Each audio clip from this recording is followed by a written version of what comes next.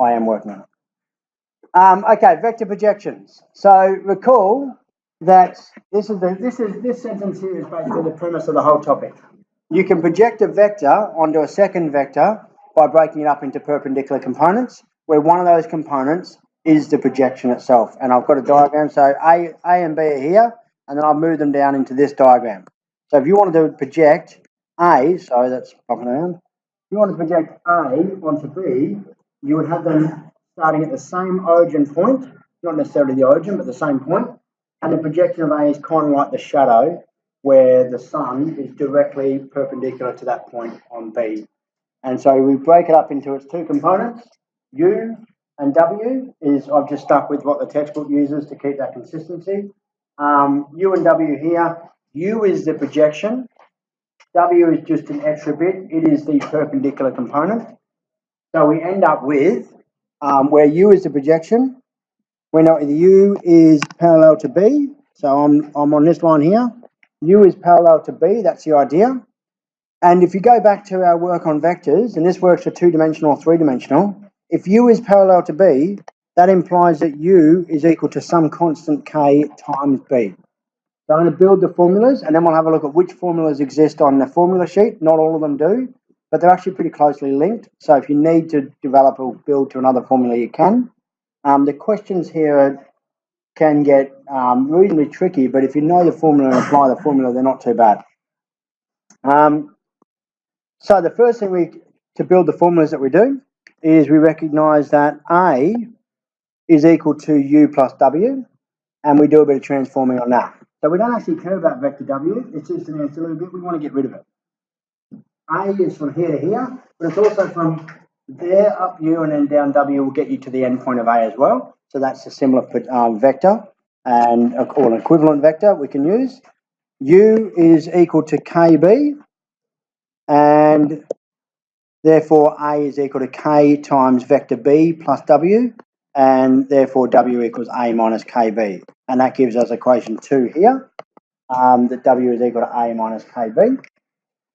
We also know, and this is the second part of building our formulas for vector projection, that W is perpendicular to B. It's also perpendicular to U by definition, but that means it's perpendicular to B because U and V are parallel. And so that means that the dot product, W times or W dot B is equal to 0. There's two perpendicular vectors have a dot product that's 0.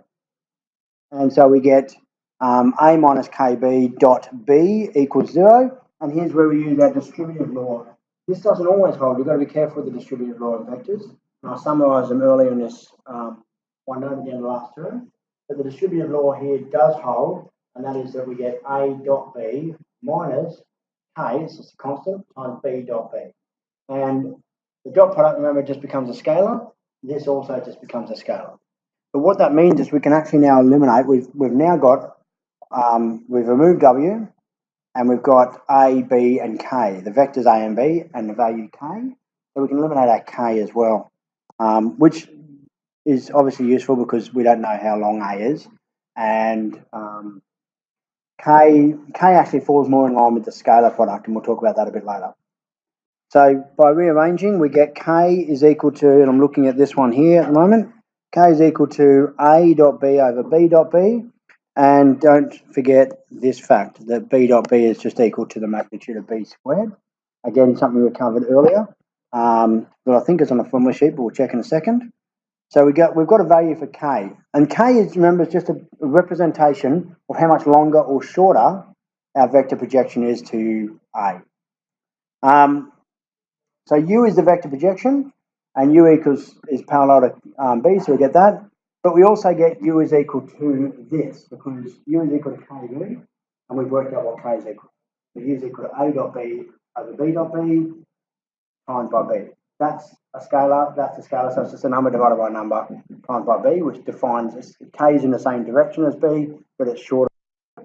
So it defines, so U is in the same direction as B, shorter or longer, defines our B. And that's the other version of it.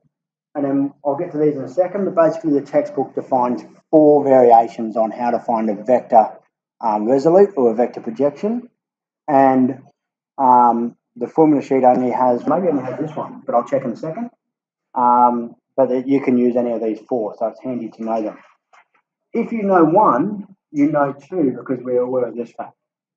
So it's handy to know one of these because it really depends on what you have. The information you usually have, though, is the vector A and the vector B. So if you have the vector A and the vector B, you can quite easily do A dot B, and you can work out B dot B, and therefore you can work out the vector resolute. So if that's the standard, you'd normally have A and B. Complex familiar or complex unfamiliar may give you other information. We also have that U is equal to A dot B over the magnitude of B times B. It should be the magnitude squared. It's a good question. And it should be squared because I've used that here. So I've rearranged that here into this form, which is our equation 3 that they provide. Not that that's very useful, but we can break this down. That's a scalar, and that's a scalar. They're just magnitudes. So we can apply them to in the individual term we want. I'll just put a squiggly line on that A as well. And we get B over the magnitude of B is the unit vector B. Remember, if we've got a vector in this direction and it's 10 units long, and we divide it by 10, it's now 1 unit long, so it becomes a unit vector in that direction. So we divide by the magnitude to get the unit vector, so that becomes a unit vector, that becomes a unit vector, and we get this as our vector resolute. But I personally, I think that's a bit trickier because usually, again, you've got A and B, but you don't necessarily have the unit here. You're mucking around trying to find a unit vector and then you're dot producting, etc. If you know A and B, that's probably easy to work out. You get the same answer. But that's just a different variant on the formula, depending on the information you have. So there's 1, 2, 3, and 4. They're the ones that textbook uses. And here's our formula sheet. And in the formula sheet, the vector projection, we have this. A on B, etc., etc. So actually, that's the one that I've just said they have. We haven't gotten to this one yet. So that's so. The one with the hat is a unit vector. Yeah. Yeah. That it? There we go. Cool. So just recall that the scalar projection. So we took vector projection. The scalar projection is the length of U. Now it's not equal to K. But K defines how long U is comparatively to B. So that means it's close to equal to K. So if you've determined your K, and just take this as an example, we start here and go to there, and that's our B vector. How'd you go? Cool. And this is our U vector. Then we might say that U is equal to half B. That would be reasonable. We wanted to know the length of U. The length of U would be half of the length of B. So therefore the scalar projection will be K times the magnitude of B, because K is already defining how much longer or shorter it is. So we have got that information as well. But with this little bit of information here, if U is equal to K times B, where K is some length, some real number, and the go back up to here. That's not K, my apologies. It's A dot B hat here, which is just some length. And we multiply, we dot product that. Should be multiplied. All right. Yeah. So it is multiplied, but now we're getting confused with the dot product, so I'll just put a little multiply in there. So some real number, because you can't real number dot product, so some real number times by the unit vector B, but the magnitude of the unit vector is 1, then we know that the length of U has to be whatever that real number is. And that means that the length of U is A dot B hat.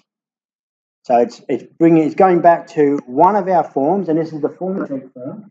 That's the vector resolute, and it's some constant times by the unit vector. Therefore, that constant has to be the length of U. So we can use that down here, and we get the magnitude of the vector A dot unit vector B And we can write it like this as well. So I'm at that stage. I'm looking at that at the moment. And of course, I'm going towards the formula sheet. So additionally here, we go back to our original diagram, just cut and paste. U is here, W is there, they're perpendicular, U is the vector resolute of A on B. And we get A, excuse me, A dot B hat cos theta, A dot B hat equals the magnitude of A times the magnitude of B hat times cos theta. But the magnitude of A here is just 1. So we get the magnitude, the magnitude of B hat is just 1. So the magnitude of A is times cos theta is our A dot B hat. And this is our scalar resolute, which means that the vector U, which should have a squiggly line underneath it, is equal to the scalar resolute of the other one in the formula sheet. If we go back to the formula sheet, it might be worth having a copy of the formula sheet and writing some of these notes down. If we go back to the formula sheet, and I'll write it down here, this bit here, because this is B hat, that means that that bit there in yellow is the scalar resolute. And it's just a value. But obviously, if you get the vector resolute and you've got it in component form or whatever form, Cartesian form, you just find the magnitude of that and you've got your scalar resolute anyway. But you can find it quicker and easier, more easily. That's for A on B, don't forget. So I don't think they give any scalar resolute. The scalar resolute is just a number and it's the length of the vector resolute. So, and this is all about, so it's called the projection or the resolute. Both those words in their common usage pretty much define what we're talking about here. So the resolute is resolving it into that component. So we're resolving A onto B, just like resolving it onto component form or into I and J, etc. And the projection is where it's like a shadow then. That's the way I think of a projection. So if you're projecting it onto this vector, you're looking at how far along that vector it goes, kind of as a shadow. The question, like this, does have a fair whack of context behind it, but you're not going to cover any of that context. It's kind of just that single thing. It doesn't really relate to anything. There is some PSMT stuff we can do on it, but I've chosen not to do that. It realistically, at the moment, and for you guys, you're facing this as purely theoretical questions. And most of those purely theoretical questions are going to be, determine the vector projection of A on B. Or the vector projection of A on B is this, B is that, what's A? Or whatever it is. So there'll be a variety of different ways you can ask the question, but ultimately, they're the ways you can do it. I would be practicing this now and getting used to using those two formulas, or building those two formulas back to the other ones. So remember, the other ones look like this. A dot B over the magnitude of B times by B over the magnitude of B. And then that came out as A dot B over the magnitude of B squared times by B, which came out as A dot B over B dot B, and that was our K value. So backtracking, this is on your formula sheet. You can get to any other variation, or you might be able to just put numbers in there and get to that. I know it's a lot. Where are we at? There. And if you aren't writing anything down, you may wish to write this down. Here's my summary. There's a diagram, different one to before, so you can have a look at that. The vector resolute is U on the diagram. It's basically the vector that represents how far along B A is. And it can be represented as that, or that, or that, or that, or that. And this is our constant base K. The scalar resolute is the magnitude of U, and it can be represented as that or that, which comes from two of our forms, and those two are on the formula sheet.